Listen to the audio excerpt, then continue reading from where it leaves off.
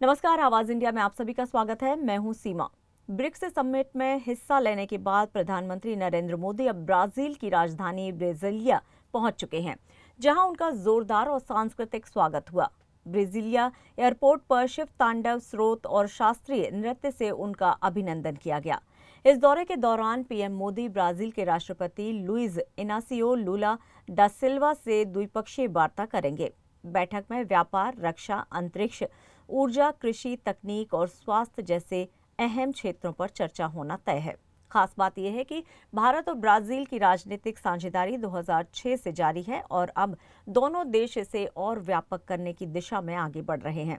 PM Modi की यात्रा का मुख्य मकसद भारत ब्राजील के रिश्तों को नई मजबूती देना है। दोनों देश उभरती अर्थव्यवस्थाओं और आपसी व्यापार में नई संभावनाओं को तलाशना प्राथमिक एजेंडा मान रहे हैं। इससे पहले प्रधानमंत्री मोदी ने सोमवार को ब्रिक्स समिट के दौरान जलवायु सम्मेलन, वैश्विक स्वास्थ्य और पर्यावरण जैसे विषयों पर खुलकर बातचीत की। उन्होंने दो टूक कहा कि बीमारी पासपोर्ट या वीजा की मोहताज नहीं होती और इसका हल पूरी दुनिया को मिलकर निकालना होगा। पीएम मोदी ने ब्रिक्स के मंच से पहलगांव आतंकी हमले की भी कड़ी निंदा की और कहा कि यह हमला सिर्फ भारत ही नहीं, पूरी मानवता पर हमला है।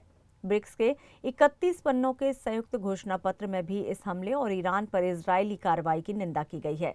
भारत की 5 देशों की इस विदेश यात्रा में प्रधानमंत्री अब तक घाना, त्रिनिदाद एंड टोबैगो और अर्जेंटीना जा चुके हैं। ब्राजील चौथा पड़ाव है और अगला पड़ाव नामीबिया होगा। यानी कि विदेश नीति के स्तर पर पीएम मोदी इन दिनों पूरी दुनिया में भारत की आवाज को बुलंद कर रहे हैं।